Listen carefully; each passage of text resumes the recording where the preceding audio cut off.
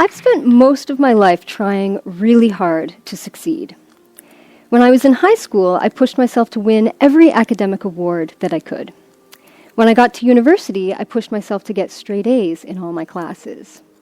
I ended up spending 10 years in university and got my PhD in psychology.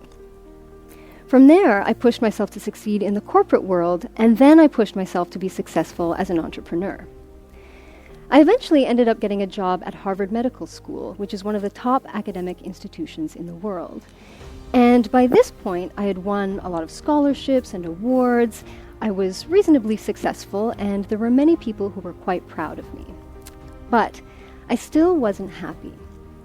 So for example, when I was in my 20s, on the outside, I looked like a thriving young woman who was doing well academically and who had an active social life. But inside, I was struggling with crippling self-doubt and perfectionism. I ended up spending 6 years on antidepressants and many hours in therapy. Now, I eventually managed to get off the antidepressants, and I got into things like yoga and meditation and personal development, and I started to make my health and my well-being my #1 priority.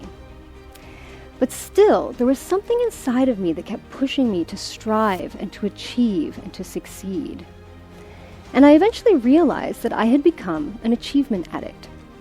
So I had become addicted to the attention and the approval that often come along with being successful. And so what I would do is I would get into this pattern where I would overwork towards some goal, I would burn out, then I would maybe take a little bit of time to recuperate, and then I would start overworking again. And I would go through this pattern over and over and over. So this cycle might sound familiar to some of you. You know, these days when you ask someone, "How are you?" the most common response tends to be busy. So we wear our busyness like a badge of honor, as if we don't feel like we're worthwhile human beings unless we're incredibly busy doing something. But all of this busyness is coming at a cost, and the cost is our health and our well-being. So a question that I've been working with in my own life, both personally and professionally over the last few years, is what if there was another way? So what if we could continue to be productive members of society without destroying our health and our well-being in the process? And might it even be possible to achieve more by doing less? Now, I want to make it clear from the very beginning that I'm not advocating that we not try. Life involves effort, and I get that.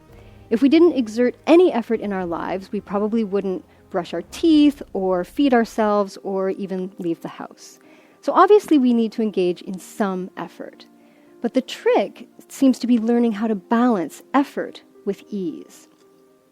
And there are 2 different types of effort that I believe we can engage in our lives. And the first type is something that I like to call upstream effort. So when we're engaged in upstream effort, it feels like we're paddling a boat upstream against the current of the water. So it feels like you're trying really hard, you're pushing, you're striving, you're maybe burning out, your health and well-being are maybe suffering. And even though you're engaged in all this effort, it doesn't really feel like you're getting anywhere. Now, upstream effort is the type of effort that I believe most of us are engaged in on a regular basis. And in fact, society even encourages and rewards upstream effort. So from a young age, many of us are taught to believe statements like, "Nothing in life comes easy," and "If it was easy, everyone would do it," and "You have to fight really hard to make it in the world." So most of us are familiar with this type of effort.